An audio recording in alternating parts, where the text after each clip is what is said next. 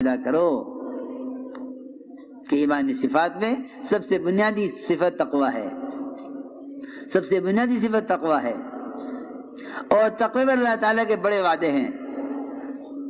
سب سے پہلے فرمایا من یتق اللہ یجعل لہ مخرجا، کہ ہم تقوی متقی کے لیے ہر تنگی سے راستہ نکال دیں گے،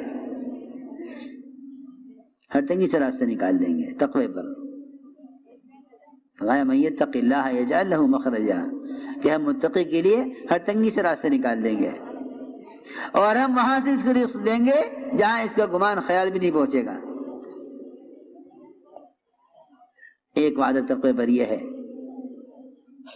کہ ہم اس کو اسی کا رزق دیں گے جہاں اس کا گمان خیال بھی نہیں پہنچے گا۔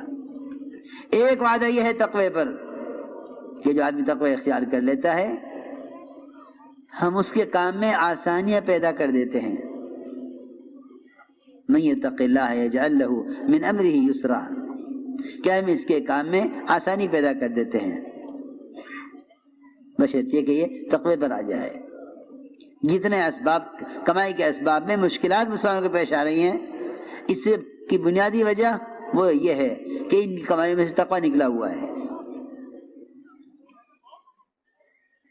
ورنہ اللہ رب العزت متقی کے کام میں آسانی پیدا کر دیتے ہیں۔ خلفاء راشدین اور صحابہ کرام اور انبیاء علیہم السلام وہ سب سے پہلے کمائی کے نقشوں میں تقوی لاتے تھے۔ دیکھو یہ سمجھنے کی بات ہے، سب سے پہلے کمائی کے نقشوں میں تقوی ملے گا، آپ دیکھو اٹھا کر، سب سے پہلے کمائی کے نقشوں میں تقوی ملے گا۔ داؤد علیہ السلام بادشاہ تھے، نبی بھی تھے، بادشاہ بھی تھے۔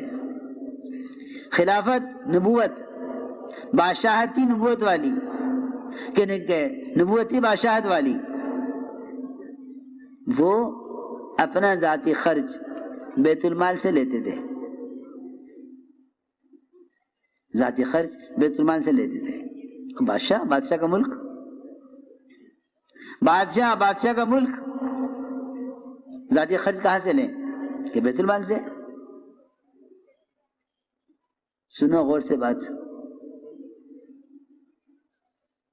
عمر رضی اللہ تعالی عنہ وہ بیت المال سے اتنا بچتے تھے، اس زمانے میں تو بیت المال مال غنیمت بن کے رہ گیا۔ جی ہاں، اس زمانے بڑی احتیاط تھی، اس میں بڑی احتیاط تھی کہ گورنر تک اپنی ذات سے خود کما کر خرچ کرتے تھے۔ سلمان فارسی رضی اللہ تعالی عنہ گورنر ہیں، ٹوکرے بناتے تھے اپنے ہاتھوں سے، ٹوکرے بنا کر بیچتے تھے، اور انہیں بیچ کر ٹوکرے بنا کر بیچتے تھے اور ان کو بیچ کر اپنا ذاتی خرچ گھر کا چلاتے تھے، اور ٹوکرے کی آمدنی میں سے صدقہ کرتے تھے۔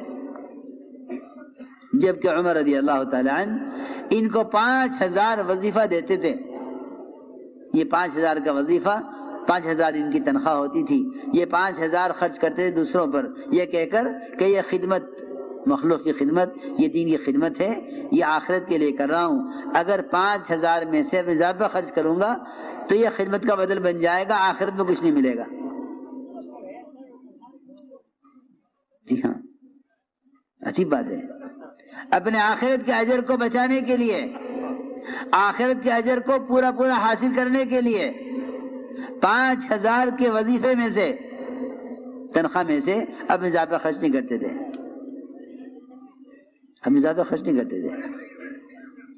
بلکہ ٹوکرے بناتے تھے، ٹوکرے بنا کر بیچتے تھے، اس سے جو آمدنی ہوتی اس سے گھر کا خرچ، اس میں سے صدقہ،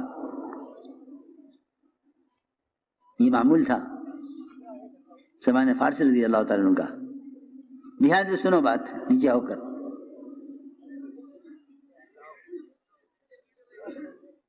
چنانچہ عمر رضی اللہ تعالیٰ عنہ ان کے بھی تقوی کے عجیب قصے ہیں، بیمار ہو گئے، طبیب نے کہا کہ شہد استعمال کریں. بیت المال میں شہد رکھا ہوا تھا, سارے مسلمانوں کو جمع کیا. فرمایا مجھے شہد تجویز کیا گیا ہے میرے لیے اور شہد نہیں مل رہا ہے اور بیت المال میں شہد رکھا ہوا ہے, اگر تم سارے مسلمانوں کی اجازت ہو تو میں استعمال کر سکتا ہوں ورنہ میرے لیے حرام ہے. سب نے کہا مومنین اجازت ہے آپ استعمال کریں. بیت المال سے احتیاط. عمر رضی اللہ تعالیٰ عنہ ایسے تقوی والے. کہیں سے مال آیا